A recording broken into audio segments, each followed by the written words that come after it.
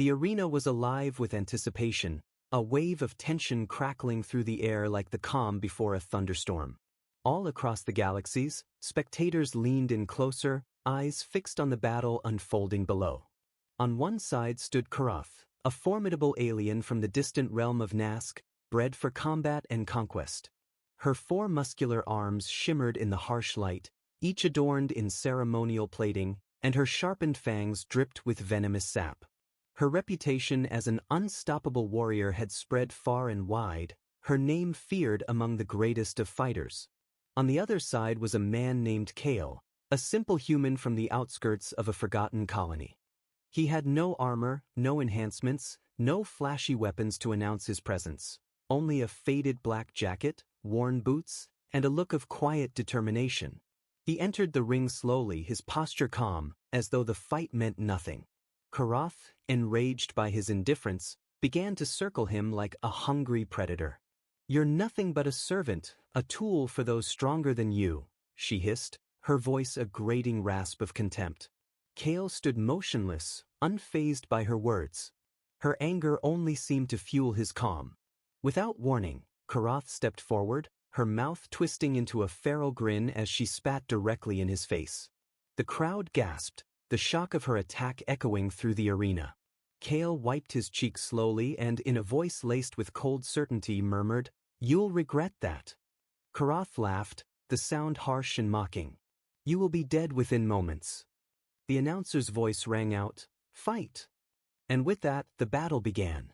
Karath moved like a storm, her upper arms swinging for Kale's chest while her lower limbs aimed for his legs in a deadly combination. It was a tactic that had ended the lives of countless challengers. But Kale didn't flinch. He sidestepped one blow, grabbed her wrist, and with a swift twist, a sickening crack echoed as her arm shattered. Karath screamed, but Kale's grip held firm. Without missing a beat, Kale dropped low, sliding beneath her with the precision of a dancer, sweeping her legs out from under her. She crashed to the ground, the impact reverberating through the arena. Karath tried to push herself up, but Kale was already above her, his hand resting lightly on her throat, not to choke, but to control. He held her still, and in less than 30 seconds, the great warrior who had called him weak and inferior was lying defeated, breathing heavily beneath him. The crowd was dead silent. Then, the whispers began. Did he use a weapon? How did she not even land a hit? Who is this human? Kale stood up slowly, brushing dust off his worn pants. He looked down at Karath, still on the ground, confusion clouding her gaze. She was not so much hurt as humbled. He extended a hand to her, but she glared at it as though it were a venomous snake. "I don't need your pity," she spat. "It's not pity," Kale replied. "It's mercy." Karath slapped his hand away and pushed herself to her feet, wobbling from the weight of her pride. But her eyes, there was something in them now, something different. Something new. Later, behind the walls of the arena, she found him again. He was alone, standing before a basin of water, washing his face in quiet solitude. She stood in the doorway, her voice quieter now. "You could have killed me." "I know," Kale said simply, not looking at her. "Why didn't you?" she asked again, this time with a genuine curiosity. He dried his hands on a cloth before answering. "Because you're not my enemy. And I'm not your slave." Karath said nothing at first, her pride and her logic at war within her. "I thought your kind was weak," she admitted. "We're not," Kale said, his voice steady. "But we're also not always trying to prove how strong we are." She crossed her arms, studying him with a new intensity. "No human has ever beaten me before." Kale's answer was simple. "I'm not just any human. I learned the hard way," he continued. "Pain doesn't make you powerful. Control does." "Where did you learn to fight like that?" she asked, intrigued. Kale's expression remained unchanged. "In places where no one should ever have to learn how to fight." The days that followed were filled with whispers. Kale's name spread across the system, not as a savage or a brash show-off, but as something far more dangerous, a calm and calculating master of combat. He never sought a fight unless challenged, never celebrated his victories, yet never lost.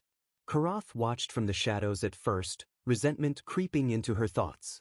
But over time, her curiosity began to grow. She found herself intrigued, even drawn to him. Eventually, she sought him out, this time not in the arena, but on the training grounds. "Teach me," she demanded. Kale raised an eyebrow, clearly surprised. "You want a human to train you?" "You beat me," she replied. "You humbled me. I'd rather learn from the one who defeated me than die stubborn." Kale nodded, his expression unreadable. And so, they trained together in secret. Kale taught her the power of patience, while she taught him to channel his aggression. Slowly, Karath began to understand the depths of the discipline he carried within him, how each calculated movement was the result of years spent refining his craft. In turn, Kale saw her not as the arrogant warrior who had once spat at him, but as a woman shaped by the weight of her people's expectations, someone who had never been allowed to fail. They sparred every day, and though Karath never bested him, she grew stronger with each encounter. More importantly, she grew wiser. One evening, after a particularly grueling session, they sat together on a stone bench, bruised and exhausted. Karath spoke, her voice surprisingly soft. "I hated you at first. You saw me as weak?" "Killeth. You showed me that I wasn't invincible," she admitted. "But now..." She hesitated, her pride still fighting against the truth. "I still hate you, but only a little." Kale chuckled softly. She gazed up at the stars, and in the silence that followed, a change settled between them. "You're kind," Karath said quietly. "You're not what we thought." "Neither are you," Kale replied. For the first time, Karath looked him in the eyes, genuinely. "I'm sorry I called you a slave." Kale didn't answer right away. Finally, he spoke, his voice calm. "I forgive you." When they next entered the arena, they did not do so as enemies, but as allies. Together, they fought as a team, human and alien. The crowd, unsure of what to expect, watched in awe as they moved in perfect harmony. And this time, when the roars filled the arena, it was not for blood, but for the unexpected bond forged between two former rivals.